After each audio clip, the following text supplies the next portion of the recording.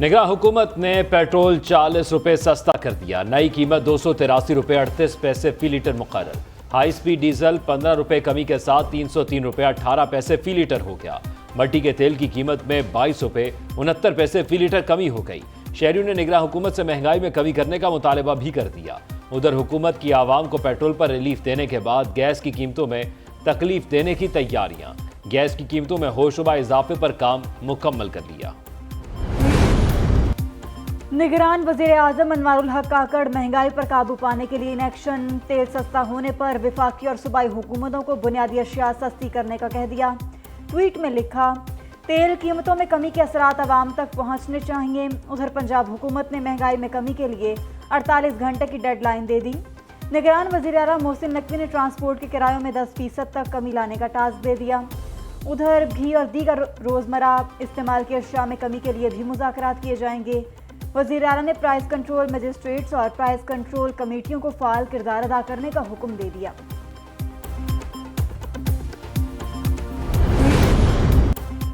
एक तरफ रिलीफ, दूसरी तरफ तकलीफ। हुकूमत ने आवाम पर गैस बम गिराने का फैसला कर लिया।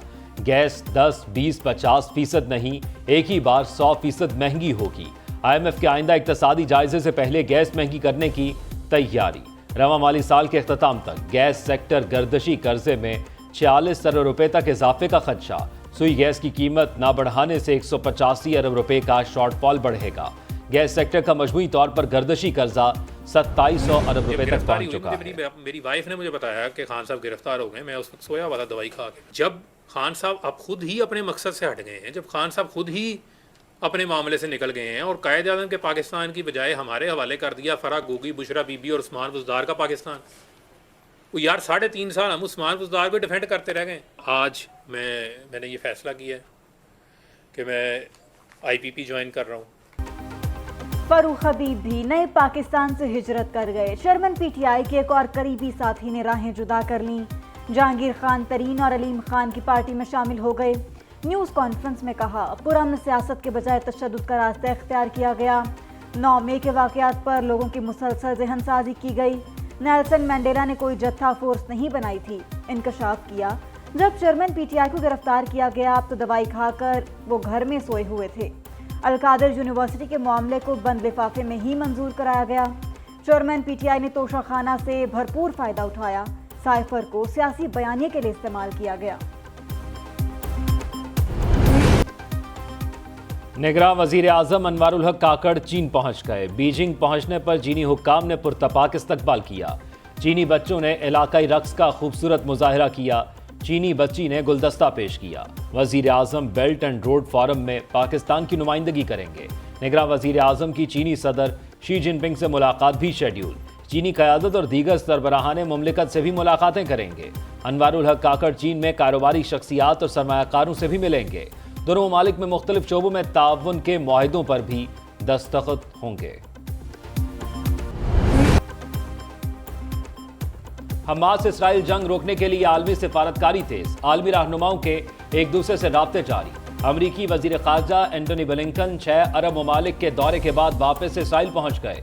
उधर मिस्र ने गजा की सिविलियन आबादी पर इसराइल की वहशियाना बमबारी को मुस्तरद कर दिया। मिस्री सदर अब्दुल फताह अल सीसी ने अमरीकी वजीर खारजा से मुलाकात में कहा, इसराइल दिफा से काफी आगे बढ़ चुका है, अब वो इज्तमाई सजा पर उतर आया है। उधर चीन का कहना है कि इसराइल दिफा के नाम पर बमबारी का सिलसिला बंद करे। अक़वाम मुत्तहिदा को इसराइली कार्रवाइयों को संजीदा लेना चाहिए। सऊदी अरब ने भी फलस्तीन में फौजी कार्रवाइयां बंद करने का मुतालबा कर दिया। नवाज शरीफ ने इसराइल की जारियत को पूरी इंसानियत पर हमला करार दे दिया। हुकूमत पाकिस्तान से मसला फ़लस्तीन के हक में आवाज़ उठाने की अपील। ट्विटर पैगाम में लिखा, मासूम शहरियों की शहादत इंसानी ज़मीर के लिए बहुत बड़ा सवालिया निशान है। मसला फ़लस्तीन के मुस्तकिल हल के बगैर पायदार अमन हमेशा ख़तरे में रहेगा। कायद मुस्लिम लीग नून का फ़लस्तीनी अवाम के लिए खुराक, अद्वियात और दीगर अशिया ज़रूरिया की फराहमी के लिए इक़दामात का मुतालबा। नवाज शरीफ की वापसी में हायल कानूनी रुकावटें। मुस्लिम लीग नून के सदर शहबाज शरीफ और चीफ ऑर्गेनाइजर मरियम नवाज की मुलाकात।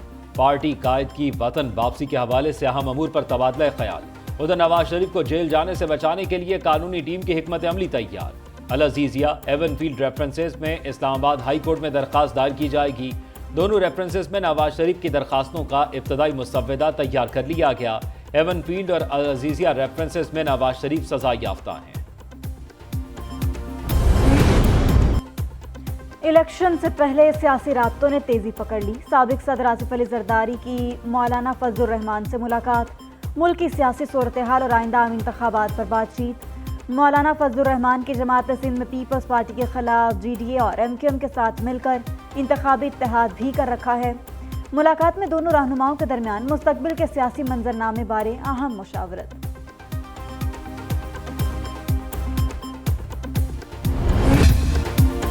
साइफर केस में चेयरमैन PTI को रिलीफ न मिल सका। चेयरमैन PTI की जेल ट्रायल के खिलाफ दरखास्त खारिज। Chief justice Islamabad high court ने महफूज फैसला सुना दिया। अदालत ने हुक्मनामे में कहा साइफर केस की समाअत कल जेल में ही होगी। चेयरमैन PTI ने जेल के बजाय अदालत में समाअत की इस्तदा की थी। दूसरी तरफ अदालत ने साइफर केस में जमानत और इखराज मुकदमा की दरखास्तों पर फैसला महफूज कर लिया। उधर शाह महमूद कुरैशी ने जेल ट्रायल के खिलाफ इस्लामाबाद हाई कोर्ट में दरखास्त दायर कर दी।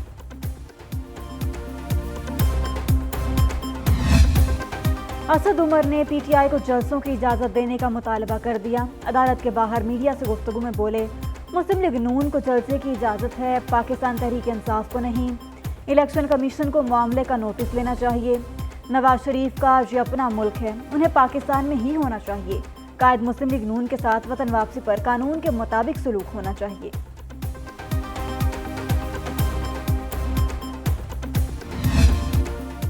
PTI रहनुमा आजम सवाती मुतनाज़े ट्वीट्स के दोनों केसेस में इश्तिहारी करार। मुसलसल गैर हाजिरी पर अदालत ने जमानतें खारिज कर दी।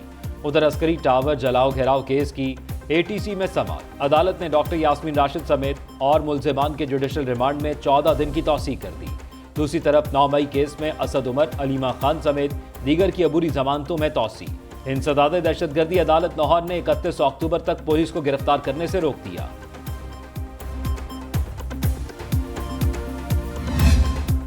Army chief general Asim Munir से ओमान बर्री फौज के सरबराह की मुलाकात। बाहमी और पेशा वाराना दिलचस्पी के उमूर पर बातचीत की गई। ISPR के मुताबिक ओमानी कमांडर्स ने दहशतगर्दी के खिलाफ जंग में पाक फौज की कामयाबियों को सराहा। इलाकाई अमन व इस्तेहकाम के लिए पाक फौज की काबिशों की तारीफ भी की। GH की आमद पर मोअज़्ज़ज़ मेहमान को गार्ड ऑफ ऑनर दिया गया। ओमानी कमांडर ने यादगार शोहदा पर हाजिरी दी, फूल रखे। सियासी सरगर्मियां बढ़ने पर सियासी पारा भी बढ़ने लगा। MQM पाकिस्तान और पीपल्स पार्टी में लफ्जी गोलाबारी। तर्जुमान MQM का कहना है MQM की सियासी सरगर्मियों से पीपल्स पार्टी बौखलाहट का शिकार है। पीपल्स पार्टी कराची से UC की एक सीट भी नहीं जीत सकती। पूरा कराची जानता है पीपल्स पार्टी कितनी बड़ी करप्ट जमात है। मुत्तहिदा के इल्जामात पर पीपल्स पार्टी का जवाब। सईद गनी कहते हैं रोशनियों के शहर को दहशतगर्दी में धकेलने वाली MQM है। MQM कराची की सियासत का मुर्दा घोड़ा है। अब यहां मुत्तहिदा की कोई ड्रामेबाजी नहीं चलेगी।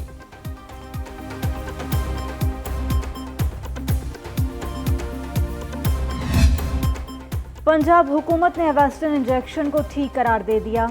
एवेस्टिन इंजेक्शन को सिरिंज में भरने वालों को जिम्मेदार करार दे दिया गया। इंजेक्शन से मुतालिक तहकीकात मुकम्मल। हुकूमत ने इंजेक्शन के रोके गए तमाम स्टॉक को रिलीज करने का फैसला कर लिया। सूबाई वजीर जावेद अकरम कहते हैं कैंसर के मरीजों का इंजेक्शन आशूब चश्म के मरीजों को लगाया गया।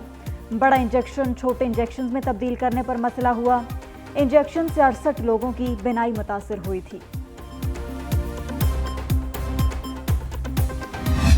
और नामवर भारतीय पंजाबी फनकार पाकिस्तान के मेहमान बन गए। अदाकार गिप्पी गरेवाल, बनू ढनू, करमजीत और अनमोल बजरिया राहदारी करतारपुर पहुंचे। पाकिस्तानी कॉमेडियन नासिर चनियोटी ने मेहमानों का इस्तकबाल किया।